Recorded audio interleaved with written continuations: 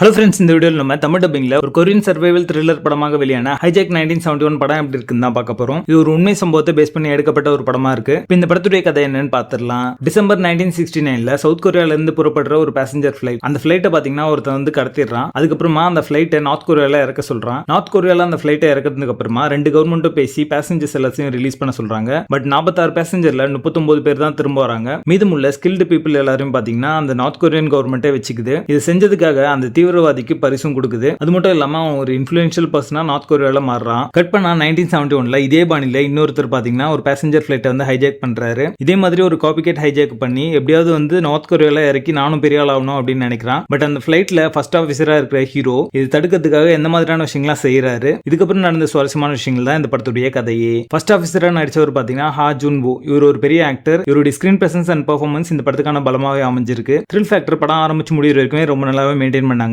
Emotional element சில இடங்களில் ரொம்ப நல்லாவே ஒர்க் அவுட் ஆச்சு. ப்ரொடக்ஷன் டிசைன் ரொம்ப நல்லாவே பண்ணிருக்காங்க. ஒவ்வொரு ஃப்ரேம்லயும் ஒரு ரிச்னஸ் அப்படின்றது உங்களால உணர முடியும். டெக்னிக்கலி இந்த படம் ஒரு சவுண்டான ஒரு படம் தான். Cinematography, sound effects, flight set pieces, BGM எல்லாமே பாத்தீங்கன்னா அந்த சஸ்பென்ஸ் எலிமெண்ட்டை எலிவேட் பண்ற மாதிரி அமைஞ்சிருக்கு. சிஜி ஒர்க் எல்லாமே டாப் நாச்சா பண்ணிருக்காங்க. அது பார்க்கறதுக்கு ஒரு விஷுவல் ட்ரீட்டா அமைஞ்சிருக்கு. இந்த படமே பாத்தீங்கன்னா ஒரு பிளாட் ட்ரிவன் மூவி தான். அதனால கேரக்டர் டெவலப்மெண்ட் அப்படின்றது எதிர்பார்க்க முடியாது. ஒவ்வொரு சீக்வன்ஸ்லயும் ஒரு பிரச்சனை இருக்கும். அது எப்படி அவங்க ஃபேஸ் பண்றாங்க அப்படின்றது தான் படமாவே இருக்கும். படத்துடைய பேசிங் நல்லா இருக்கும். பெருசா டெவலப்மெண்ட் எதுவுமே இல்ல. 2024 வெளியான சிறந்த படங்கள்ல இதுவும் ஒண்ணு. இது ஒரு டாப் சினிமா, மிஸ் பண்ணாம பாருங்க. படத்துல அடர்கானட் இல்ல. இந்த படத்தை நீங்க ஃபேமிலியோட பார்க்கலாம். ஹைஜாக் 1971 படத்துக்கு எங்களோட ரேட்டிங் 7 out of 10.